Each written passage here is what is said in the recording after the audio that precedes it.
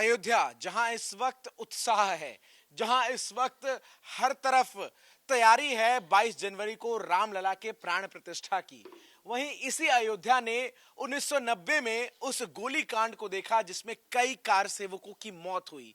इसी अयोध्या ने राम मंदिर के लिए उस लंबे संघर्ष को देखा जिससे मर्यादा पुरुषोत्तम भगवान राम जूझते नजर आए और आखिरकार सुप्रीम कोर्ट के आदेश के बाद राम मंदिर का जो फैसला आया और फिर मंदिर निर्माण जिस तरीके से हुआ, तो ये अयोध्या उन तमाम कार सेवकों को भी आज याद कर रही है और प्राण प्रतिष्ठा से पहले सभी को निमंत्रण न्योता भी दिया जा रहा है। आज इंडिया डेली लाइव आपको ले आया है एक ऐसे परिवार की तरफ जो परिवार 1990 में जब कार सेवा हुई, जिस दौरान मुलायम सिंह यादव मुख्यमंत्री थे और हनुमानगढ़ी के पास गोलियां चलाई गई कार सेवकों पर, तो उसमें एक गोलियां इसी कार सेवक के एक परिवार के सदस्य वासुदेव गुप्ता, जो कि मुखिया इस परिवार के थे, उनको लगी। मैं इस वक्त जहां मौजूद हूं, ये वो घर है जहां उनका पूरा परिवार वासुदेव जी का रहता है और 2 कमरों का ये घर है और एक कमरे में सोफे और इस तरीके से सामान जो है वो रखे हुए हैं और दूसरा कमरा यहाँ है। और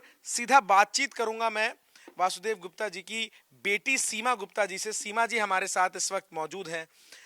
सीमा जी कैसी हैं आप, कैसा चल रहा है घर पे काम? अच्छा है सर, सब अच्छे हैं। अच्छे हैं।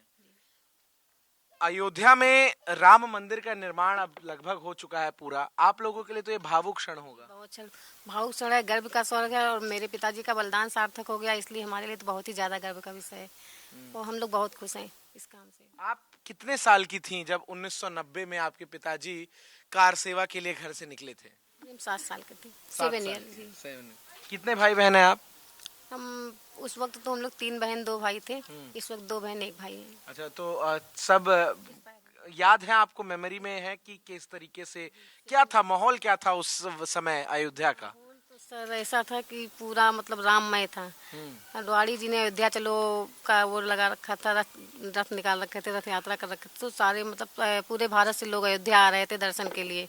और मुलायम सिंह ने कह रखा था कि अयोध्या में परिंदा भी पर नहीं मार सकता, इसलिए पहरे बहुत सख्त थे। तो बाहर से आने इसी दौरान मेरे पापा भी मतलब अपने आप को बहुत उत्साह, मेरे पापा बहुत उत्साह थे और राम जी के प्रिय भक्त थे, कनक भवन डेली जाते थे वो। तो जब लोगों को गिरफ्तारियां देने की बारी आई तो पापा ने भी लोगों को संगठित किया और खुद का जत्था तैयार किए और अच्छा। पापा भी इस आंदोलन में भाग लेने के लिए तैयार हो गए जी। तो वो दिन याद है आपको, क्योंकि तमाम जो कार सेवक थे वो अलग अलग हिस्सों से अयोध्या तक पहुंच ही रहे थे, लेकिन जो अयोध्या के लोग थे वो उस दिन कैसे, और जब वो निकल रहे थे घर से तो क्या आप लोगों ने रोका? क्योंकि बाहर तो जैसा आपने बताया पुलिस का पहरा जी, कर्फ्यू लग रखी थी उस समय। और मेरी दीदी ने कहा भी रात में कि पापा आप अपने घर से अकेले हो मत जाओ, लेकिन मेरे पापा ने कहा नहीं, हम ही ने सबको तैयार किया, हम ही नहीं जाएंगे। मेरे पापा सबसे पहले सुबह उठकर और रोली अच्छत लेकर जितने बुजुर्ग थे बहुत दूर तक तिलक लगाते हुए सबको चले गए, पैर छूते हुए, तिलक लगाते हुए, गले मिलते हुए। फिर उसके बाद आकर घर में चाय भी बनाई, खुद से ही चाय बनाई, क्योंकि मेरी चाय की दुकान भी थी, चाय और मिठाई की। ढेर सारा चाय बनाए हैं। बाहर कर्फ्यू के लिए पुलिस खड़ी थी, पुलिस वालों को भी पिलाए हैं, मोहल्ला वालों को भी पिलाए हैं। हम लोग छोटे थे, हम लोग को उठाए हैं, मुंह धुला करके हम लोग को भी चाय पिलाए, हलवा खिलाए, फिर गए। जी जी, और कहकर तो यही गए कि लौट कर आएंगे, मगर उस दिन के बाद लौट कर नहीं आए सर। चूंकि एकदम से वहाँ कार सेवक इकट्ठा हो रहे थे और फिर गोलियां चली, आप लोग उस वक्त कहाँ थे जब आप लोगों को ये पता चला कि हाँ भाई ऐसा कुछ हुआ है? सब लोग, चूंकि आपने बताया मुझे कि पहले आप लोग एक दुकान पे ही रहते थे। जी जी, हम लोग मतलब किसी को नहीं पता, इतना वो किसी को नहीं था कि गोलियां चल जाएंगी। कितना भी पहरा सकता था या कुछ भी था, लेकिन आंसू गैस कुछ को मतलब आंसू गैस वगैरह कुछ सुन ही नहीं रखा था कि कुछ आंसू गैस या गोलियां चलने का भी हो सकता है। पापा लोग पहले देवोत्थानी एकादशी थी, परिक्रमा करने गए, परिक्रमा पर लोग रोक लगा। वो दिन देवोत्थान एकादशी का था? जी जी, कार्तिक परिक्रमा का दिन था। तो परिक्रमा पे भी रोक लगा रखे थे। तो पापा लोगों ने कहा तो फिर हम लोगों को भी जेल ले चला जाए, तो जेल में भी जेल इतने सारे मतलब पूरे जेल भर चुके थे, गिरफ्तारियां बहुत ज्यादा हो चुकी थी, सभी जेल। तो फिर दर्शन की मांग करते हुए पापा लोग मंदिर की तरफ गए। मंदिर की तरफ भी बैरिकेटिंग्स वगैरह ज्यादा थे, घर छोटे छोटे रास्तों से छुपते छुपाते पापा लोग। माता जी आपकी इस दौरान पिताजी से कह नहीं रही थी कि ऐसा माहौल है, डरी हुई होंगी जरूर वो? नहीं, उत्साह इतना ज्यादा था, कहे तो नहीं, सब कुछ राममय था, किसी को इतना खौफ नहीं था कि गोलियां चल जाएंगी। अच्छा। गोलियों को तो खौफ ही नहीं था किसी को, मतलब मन में आया ही नहीं था कि गोलियां भी चल सकती। पुलिस ऐसे ही खड़ी है, हाँ, खड़ी है सुरक्षा व्यवस्था में, और फिर लौट कर आएंगे पापा, मतलब ना जाने दिया जाए, या लाठीचार्ज तक की किसी को उम्मीद नहीं थी कि लाठीचार्ज भी हो सकता है। लेकिन वहाँ पर जब पापा लोग दर्शन कर चुके, ध्वजारोहण कर चुके, लौटते वक्त एकाएक फायरिंग शुरू हो गई और सबसे पहली गोली मेरे पापा को लगी। सबसे पहले जी। जब खबर मिली तब तो लगा, यकीन नहीं हुआ होगा उस कुछ क्षणों के लिए? सर जी, पहले ऊपर हेलीकॉप्टर एक आया है, उसमें हरी बत्ती जल रही थी। अच्छा। और जैसे ही उस हेलीकॉप्टर पे लाल बत्ती जली, तैसे चारों तरफ गोलियां चलनी प्रारंभ। उस सिग्नल तरीके था कि सिग्नल था गोलियां चलाने ये के लिए। दोबारा एक हेलीकॉप्टर, आपको ये बात अच्छी तरीके से याद है? पेपर में भी उस समय आया होगा। हाँ। या हमको बिल्कुल याद है, सब लोगों ने, पूरे मोहल्ले वालों ने देखा कि हेलीकॉप्टर आया है और उसमें लाल बत्ती जली है, तभी से गोलियां चलनी शुरू हो गई चारों तरफ से। फिर आकर लोग हल्ला मचाने लगे कि तुम्हारे पापा को गोली लग गई, मतलब भैया को गोली लग गई, भैया को गोली लग गई। फिर मेरी मम्मी दौड़ते हुए उस मंदिर की तरफ जाने लगी। रास्ते में लोग उधर से खाट पे लिए आ रहे थे पापा को, डेड बॉडी को। तो वो संघर्ष और वो उत्साह और उसके बाद इस तरीके से गोली लगना, परिवार तो पूरा उस वक्त इस सदमे में रहा होगा कि जिस चीज के लिए पापा जा रहे थे, उत्साह, राम भक्त थे, और लगातार वो लोगों को उन्होंने इकट्ठा किया और गोली भी उन्हीं ही लगी। जी बिल्कुल। और मेरे मतलब उत्साह का माहौल ऐसा था कि पापा को एक गोली लगी, उसके बाद भी मेरे पापा, मैं उत्साह करके नहीं, दूसरे लोगों को बचाने के लिए झुके हुए थे। अच्छा। उठाने के लिए, तब तक 2 गोलियां और आकर लगी, 3 गोलियां, कुल 3 गोलियां लगी।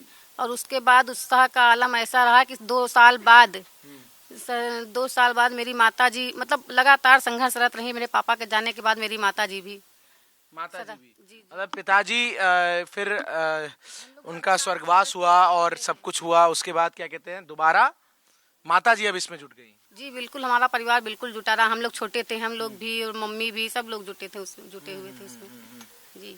ये कुछ तस्वीरें हैं आपके हाथ में? ये सब देखिए, ये मेरे पापा जी हैं, उसमें तत्कालीन पेपर कटिंग है। अच्छा, ये किसी न्यूज़पेपर की कटिंग है। 30 अक्टूबर, सुरक्षा कर्मियों की गोली का पहला शिकार, वासुदेव हलवाई का शव। अच्छा, पहली गोली जो है उन्हें लगी। मुलायम की कब्र का एक नमूना, फिर उसके बाद जो प्रतिक्रिया आई। अच्छा, ये वो गुंबद पर झंडा फहराने। अच्छा, ठीक है।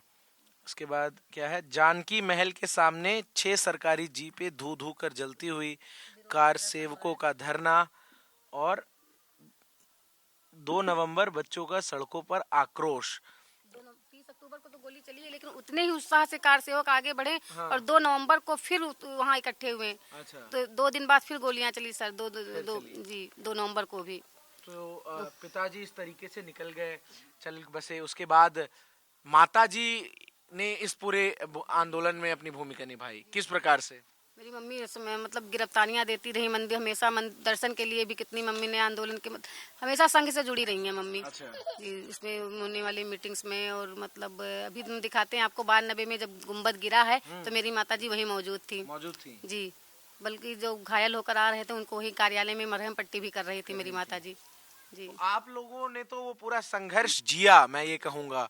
और आज जब मंदिर बिल्कुल बनकर तैयार है, 22 को प्राण प्रतिष्ठा है, तो आप लोग तो और भावुक होंगे और माता पिता की ज्यादा याद आ रही होगी। बिल्कुल बिल्कुल, इसीलिए तो कह रहे कि मेरे पापा का वरदान सार्थक हो गया, इससे बड़ी खुशी मुझे। अभी तक हम लोग कहते थे मतलब सौगंध राम की खाते हैं, मंदिर वहीं बनाएंगे। हाँ। हमारा सौगंध सफल हो गया, मेरे पापा का बलिदान सार्थक हो गया। पिताजी जी, ये मेरे पापा जी है। और भी कुछ फोटोज हैं, दिखाते हैं। देखिए क्या दुर्लभ तस्वीरें हैं ये इनके पिताजी नहीं, ये तो कोठारी जी के पिताजी हैं। अच्छा। मिलने आए थे। अच्छा, कोठारी बंधु के पिताजी भी मिलने आए आप लोगों से? ये पहले की तस्वीरें हैं। अच्छा, ये तब की तस्वीरें हैं। बताइए, तो इन तस्वीरों को जब अब ये है डेड बॉडी में पापा की पोस्टमार्टम के आने से बाद, और ये पहले की है। पूरा विदाई, भव्य विदाई दी गई उन्हें। भव्य विदाई, पोस्टमार्टम से तो डेड बॉडी दी ही नहीं जा रही थी, बहुत संघर्ष करने के बाद डेड बॉडी आई है सीधे सरयू घाट पे। सरयू घाट का सीन है वहीं पर।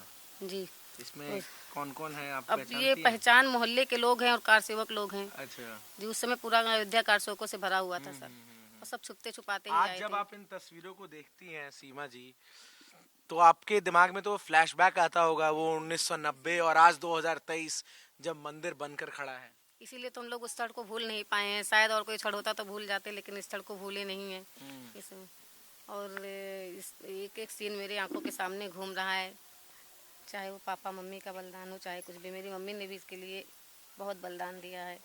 अभी मम्मी का भी शायद फोटो हो, दिखाते हैं आपको। मतलब माता पिता दोनों, पिताजी के जाने के बाद माता जी ने वो माता बागडोर जी संभाली। जी जी, ये नहीं हम लोग डरे। यहाँ तक कि हम लोगों को किसी आतंकी संगठन से धमकी भरा पत्र भी मिला था। अच्छा। उसके बावजूद भी हम लोग मतलब इससे जुड़े रहे हमेशा। बिल्कुल। तो ये संघर्ष की वो कहानी है जो आज जो मंदिर बनकर खड़ा है उसके पीछे कितना बलिदान है उसको दर्शाता है। जी जी। किस तरीके से आप लोगों ने मेरी इसको मम्मी है, लेकर ये पूरा 92 की बलिदान। तस्वीर है। ये आपकी 6 मम्मी है? जी, 6 दिसंबर 92 की तस्वीर है ये। 6 माता जी दिसंबर 92 मंदिर के पास ही मौजूद थी। हम्म।